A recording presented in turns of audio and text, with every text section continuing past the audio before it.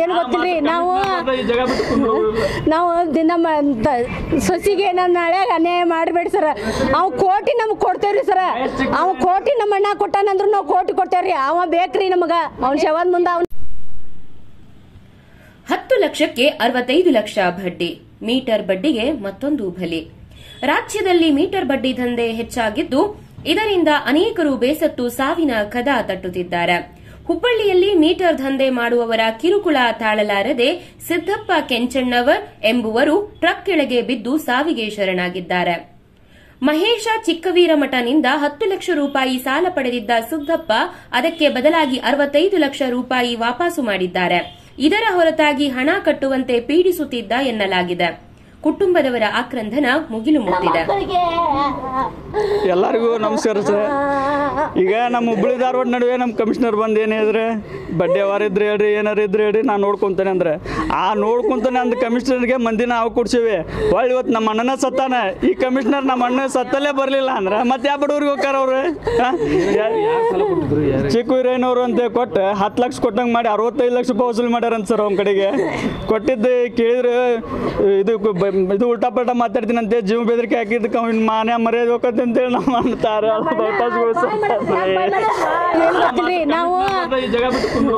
ನಾವು ನಮ್ಮ ಸೊಸಿಗೆ ನಾನು ನಾಳೆ ಅನ್ಯಾಯ ಮಾಡಬೇಡಿ ಸರ್. ಅವ್ ಕೋಟಿ ನಮ್ಗೆ ಕೊಡ್ತೇವ್ರಿ ಸರ್. ಅವ ಕೋಟಿ ನಮ್ಮ ಅಣ್ಣ ಕೊಟ್ಟಾನಂದ್ರು ನಾವು ಕೋಟಿ ಕೊಡ್ತೇವ್ರಿ. ಅವ ಬೇಕ್ರಿ ನಮಗ. ಅವ್ನ ಶವದ ಮುಂದೆ ಅವ್ನ ನೋಡ್ಬೇಕ್ರಿ ನಾವು. ಅವ್ನ ಮಕ್ಕಳಿಗೆ ಏನು ಅನ್ಯಾಯ ಮಾಡ್ಯಾನವ ನಮಗ್ ಗೊತ್ತಾಗ್ಬೇಕ್ರಿ ಸರ್.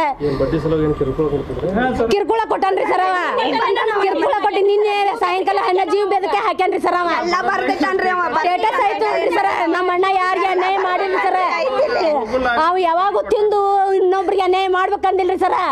ಆದ್ರೆ ಇವ್ ಎಷ್ಟು ಅನ್ಯಾಯ ಮಾಡ್ತಾನಂದ್ರೆ ತಾಯಿ ಹೊಟ್ಟೆ ಹುಟ್ಟಾನಿಲ್ರಿ ಸರ್. ಅವ ನಮ್ಮ ಅಣ್ಣ ಜನ್ಮ ನಾವು ಕೋಟಿ ಕೊಡ್ತೇವ್ರಿ. ಈಗ ನಮ್ಮ ಅಣ್ಣನ್ ಬೇಕ್ರಿ ನಮಗ. ಅವನ ಮಕ್ಕಳಿಗೆ ಅವಂಗ ಆಧಾರ ಕೊಡ್ರಿ ಸರ್.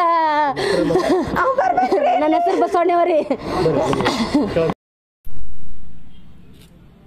ಈ ಕುರಿತು ಮಾತನಾಡಿದ ಹುಬ್ಬಳ್ಳಿ ಧಾರವಾಡ ಪೊಲೀಸ್ ಆಯುಕ್ತ ಎನ್ ಶಶಿಕುಮಾರ, ಆತ್ಮಹತ್ಯೆ ಮಾಡಿಕೊಳ್ಳುತ್ತಿದ್ದೇನೆ ಎಂದು 3 ಪುಟದ ಮೆಸೇಜ್ ಸ್ಟೇಟಸ್ ಹಾಕಿಕೊಂಡಿರುವ ಮಹೇಶ ಚಿಕ್ಕವೀರಮಠನನ್ನು ವಶಕ್ಕೆ ಪಡೆದು ವಿಚಾರಣೆ ನಡೆಸುತ್ತಿದ್ದೇವೆ ಎಂದು ತಿಳಿಸಿದರು.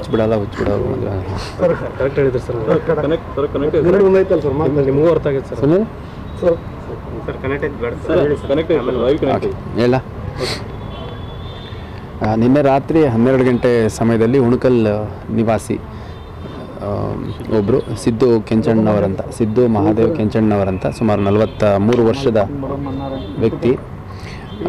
ಆ ವ್ಯಕ್ತಿ ಸ್ಟೇಟಸ್ ಹಾಕ್ಕೊಂಡ್ಬಿಟ್ಟು ಅದರಲ್ಲಿ ಆ ಸ್ಟೇಟಸಲ್ಲಿ ಒಂದು ಡೆತ್ ನೋಟು ಹಾಕ್ಕೊಂಡಿದ್ದಾರೆ. ಅದರಲ್ಲಿ ನಾನು ಹಿಂಗೆ ಸುಮಾರು 10 ಲಕ್ಷ ಹಣ ಇಸ್ಕೊಂಡಿದ್ದೆ, ಇಷ್ಟು ಹಣ ವಾಪಸ್ ಕೊಟ್ಟಿದ್ದೀನಿ, ಕೊಟ್ಟಾಗಿಯೂ ಕೂಡ ಅವನು ನನಗೆ ಇನ್ನೂ ಹೆಚ್ಚಿಗೆ ಹಣ ಕೊಡುವಂಥ ಡಿಮ್ಯಾಂಡ್ ಮಾಡ್ತಾಯಿದ್ದ ಅಂತಂದು ಸ್ಟೇಟಸ್ ಹಾಕ್ಕೊಂಡು ಅದರಿಂದ ಮನನೊಂದು ನಾನು ಆತ್ಮಹತ್ಯೆ ಮಾಡ್ಕೊತಿದ್ದೀನಿ.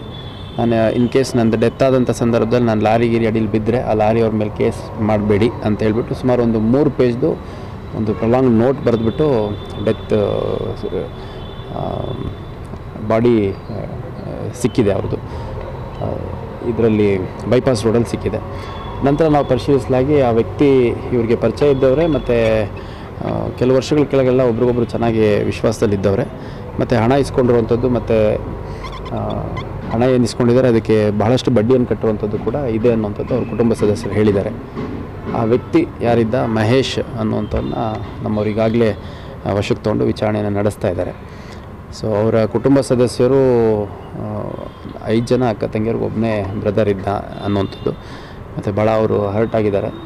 ಮತ್ತು ಇಷ್ಟು ಹಣ ತಲುಪಿಸಿದ್ರೂ ವಾಪಸ್ ಮತ್ತೆ ಕಿರಿಕಿರಿ ಮಾಡಿದ್ದಾರೆ, ಕಿರುಕುಳ ನೀಡಿದ್ದಾರೆ ಅಂತಂದ್ಬಿಟ್ಟು ಅವ್ರನ್ನ ನಮಗೆ ಒಪ್ಪಿಸ್ಬಿಡಿ, ನಾವೇ ಹೊಡೆದಾಕ್ತೀವೋ ಅಂತಂದು ಠಾಣೆಗೆ ಬಂದಿದ್ದರು. ಆ ಥರ ಎಲ್ಲ ಕಾನೂನಲ್ಲಿ ಅವಕಾಶ ಇಲ್ಲ, ಆ ಥರ ಮಾಡೋಕ್ಕಾಗಲ್ಲ ಅಂತ ಅವರಿಗೆ ಕನ್ವಿನ್ಸ್ ಮಾಡಿ ಅಗತ್ಯ ಕ್ರಮ ಕೈಗೊಳ್ತೀವಿ ಅಂತ ಅಲ್ಲಿ ಸ್ಥಳೀಯ ಮುಖಂಡರ ಒಂದು ಸಹಕಾರದಲ್ಲಿ ಎಲ್ಲರನ್ನೂ ವಾಪಸ್ ಕಳಿಸಿದ್ದೇವೆ. ಈಗಾಗಲೇ ಅಬೇಟ್ಮೆಂಟ್ ಟು ಸೂಸೈಡ್ ಅನ್ನುವಂಥದ್ದು ಒಂದು ಪ್ರಕರಣವನ್ನು ದಾಖಲು ಮಾಡ್ಕೊಂಡಿದ್ದೇವೆ. ಈಗ ಎಷ್ಟು ಮಾಹಿತಿ ಇದೆ ಅಷ್ಟರ ಮೇಲೆ ಪ್ರಕರಣ ದಾಖಲು ಮಾಡ್ಕೊಂಡಿದ್ದೇವೆ. ಇನ್ನೂ ಹೆಚ್ಚುವರಿ ಹೇಳಿಕೆ ಏನಾದರೂ ಇದ್ದರೆ, ಯಾರಿಂದಾದರೂ ತೊಂದರೆ ಇದೆ ಅನ್ನೋಂಥದ್ದಿದ್ದರೆ ಅದನ್ನು ನೀಡ್ಬೋದು. ಅದನ್ನು ಕೂಡ ಅಳವಡಿಸ್ಕೊಂಡು ಒಂದು ಸಮಗ್ರ ತನಿಖೆಯನ್ನು ಮಾಡಲಾಗುತ್ತೆ. ಮತ್ತು ಕಿಮ್ಸಲ್ಲಿ ಬಾಡಿಯನ್ನು ಶಿಫ್ಟ್ ಮಾಡಲಾಗಿದೆ. ಪೋಸ್ಟ್ ಮಾರ್ಟಮ್ ನಂತರ ಅವ್ರದ್ದೇನು ರಿಚುವಲ್ಸ್ ಇರುತ್ತೆ ಅದನ್ನೆಲ್ಲ ಫೆಸಿಲಿಟೇಟ್ ಮಾಡೋಂಥ ಕೆಲಸ ನಮ್ಮ ಇಲಾಖೆಯಿಂದ. ಯಾವಾಗ ಸಾಲ ಪಡೆದಿದ್ದೆ? ಇದು ಭಾಳಷ್ಟು ವರ್ಷ ಆಗಿತ್ತು ಅಂತ ಹೇಳ್ತಾನೆ. ಮತ್ತು ವ್ಯವಹಾರದಲ್ಲಿ ತುಂಬ ಅಚ್ಚುಕಟ್ಟಾಗಿದ್ದ. ಯಾರ ಹತ್ರನಾದರೂ ಹಣ ಇಸ್ಕೊಂಡ್ರೆ ಅದನ್ನು ಬಡ್ಡಿ ಸಮೇತ ವಾಪಸ್ ಕೊಡುವಂಥದ್ದು ಅಥವಾ ಅವ್ರು ಹೇಳಿದ ಸಮಯಕ್ಕೆ ವಾಪಸ್ ಕೊಡುವಂಥದ್ದೆಲ್ಲ ಮಾಡ್ತಾ ಇದ್ದ ಅನ್ನೋಂಥದ್ದು. ಇದರಲ್ಲೂ ಕೂಡ ಹಣ ಮತ್ತು ಹಣವಿನ ಬಡ್ಡಿ ಎಲ್ಲ ವಾಪಸ್ ಕೊಟ್ಟಿದ್ದಾರೆ ಅನ್ನೋಂಥದ್ದೇ ಅವ್ರ ಕುಟುಂಬ ಸದಸ್ಯರು ಹೇಳೋದು. ಅಷ್ಟಾಗಿಯೂ ಯಾಕೆ ಈ ಘಟನೆ ಆಯಿತು ಅನ್ನೋಂಥದ್ದು ಅವ್ರ ಕುಟುಂಬದವ್ರಿಗೆಲ್ಲ ಆಶ್ಚರ್ಯ ಆಗಿದೆ. ಮತ್ತು ಅವನು ಭಾಳ ಸೂಕ್ಷ್ಮ ಸ್ವಭಾವದವನಿದ್ದು ಈ ವಿಷಯ ಮನೆಗಳರ ಹತ್ರನೂ ಹೇಳಿಲ್ಲ ಈ ಥರ ಕಿರಿಕಿರಿ ಆಗ್ತಾಯಿದೆ ಅಂತ. ಅವ್ರ ಮನೆಗಳವ್ರು ಹೇಳೋದು ಅಟ್ಲೀಸ್ಟ್ ಕಿರಿಕಿರಿ ಆಗ್ತಿದೆ ಅಂತ ಹೇಳಿದರೆ ಏನಾದರೂ ಮಾಡಿ ನಾವೆಲ್ಲ ಸೇರ್ಕೊಂಡು ಸಾಲ ಮುಟ್ಟಿಸ್ತಿದ್ವಿ ಅಂತಂದು ತುಂಬ ನೋವಲ್ಲಿದ್ದಾರೆ. ಇಬ್ಬರು ಚಿಕ್ಕ ಮಕ್ಕಳಿದ್ದಾರೆ, ಇನ್ನು 4-5 ವರ್ಷ ವಯಸ್ಸಿನ ಮಕ್ಕಳಿದ್ದಾರೆ. ಹಾಗಾಗಿ ನಮ್ಮ ಗೋಕುಲ್ ಪೊಲೀಸ್ ಠಾಣೆಯಲ್ಲಿ ಪ್ರಕರಣ ದಾಖಲಾಗಿದೆ. ಇದು ಒಂದು ಸಂಪೂರ್ಣ ಸಮಗ್ರ ತನಿಖೆಯನ್ನು ಮಾಡಲಾಗುತ್ತೆ. ಈ ಮುಂಚೆ ಏನಾದರೂ ಸಾಲ ಪಡೀಲಿಕ್ಕೆ ಅಲ್ಲ, ಅವ್ರು ಬೇರೆ ಬೇರೆ ವ್ಯವಹಾರಗಳಿರುತ್ತಲ್ಲ. ಅವ್ರ ಮನೆಯಲ್ಲಿ ಅವನೇ ಯಜಮಾನಿಕೆ ಮಾಡ್ತಿದ್ದು. 4-5 ಜನ ಅಕ್ಕ ತಂಗಿಯರಿದ್ದರು, ಅವನಿಗೂ ಮದುವೆ ಆಗಿದೆ. ಸಾಕಷ್ಟು ಬೇರೆ ಬೇರೆ ರೀತಿ ವ್ಯವಹಾರಗಳು ಮಾಡ್ತಾಯಿದ್ದ ಅನ್ನೋಂಥದ್ದು. ಮತ್ತು ಅಲ್ಲಿ ಅವನ ಸ್ನೇಹಿತರು ಮತ್ತು ಸ್ಥಳೀಯ ಮುಖಂಡರೆಲ್ಲ ಹೇಳುವಂಥದ್ದು ಭಾಳ ಸಂಭಾವಿತ ಹುಡುಗ, ಯಾವುದು ಏನು ಕಿರಿಕಿರಿ ಮಾಡುವಂಥದ್ದು, ಯಾರಿಗೂ ಫ್ರಾಡ್ ಮಾಡೋದು ಆ ಥರದ್ದು ಯಾವುದೂ ಇಲ್ಲ. ಭಾಳ ಸೂಕ್ಷ್ಮವಾಗಿದ್ದರಿಂದನೇ ಈ ಥರ ಆಯಿತು. ಸ್ವಲ್ಪ ರಫ್ ಇದ್ದಿದ್ರೆ ಏನಾಗ್ತಿರಲಿಲ್ಲ ಅನ್ನೋಂಥದ್ದು. ಹಾಗಾಗಿ ನಾನೆಲ್ಲ ಮಾಧ್ಯಮದ ಮಿತ್ರರ ಮುಖಾಂತರ ನಾನು ಮನವಿ ಮಾಡ್ಕೊಳೋಂಥದ್ದು, ಈ ಥರ ಯಾರಾದರೂ ಅವ್ಯಾವಹಿತವಾಗಿ ಬಡ್ಡಿ ಕೇಳುವಂಥದ್ದು, ಹಣವನ್ನು ಹೆಚ್ಚಿಗೆ ಕೊಡಿ ಅಂತ ಸುಲಿಗೆ ಮಾಡುವಂಥದ್ದು, ಬೆದರಿಕೆ ಹಾಕುವಂಥದ್ದು ಆ ಥರದ್ದಿದ್ದರೆ ದಯವಿಟ್ಟು ಬಂದು ತಿಳಿಸಿ ನಮಗೆ. ಸರ್, ಈ ಮುಂಚೆ ಏನಾದರೂ ಕಿರುಕುಳ ಕೊಟ್ಟಿದ್ದು ಸಂಬಂಧಪಟ್ಟಂಗೆ ಏನಾದರೂ ಕಂಪ್ಲೇಂಟ್ ಕೊಟ್ಟಿದ್ರೆ ಸರ್ ಅವ್ರಿಗೆ? ನನಗೆ ಅಷ್ಟು ಐಡಿಯಾ ಇಲ್ಲ. ಇವಾಗ ಇಷ್ಟ ತನಕ ನಾನು ಒಂದು ½ ಅವರ್ ಅವ್ರ ಜೊತೆ ಎಲ್ಲ ಮಾತಾಡಿದೆ. ಆ ಥರದ್ದು ಯಾವುದೂ ಹೇಳಿಲ್ಲ. ಅವ್ರ ಮನೆಯವ್ರಿಗೂ ಕೂಡ ಇದ್ರ ಬಗ್ಗೆ ನಮಗೇನು ಗೊತ್ತೇ ಇಲ್ಲ. ನಮ್ಗೆ ಗೊತ್ತಿದ್ದರೆ ನಾವೆಲ್ಲ ಸಮಾಜದ ಮುಖಂಡರು ಸೇರಿಸ್ಕೊಂಡು ಏನಾದರೂ ಒಂದು ಸಾಕೌಟ್ ಮಾಡ್ತಿದ್ವಿ ಅನ್ನೋಂಥದ್ದು ಹೇಳ್ತಾರೆ. Thank you.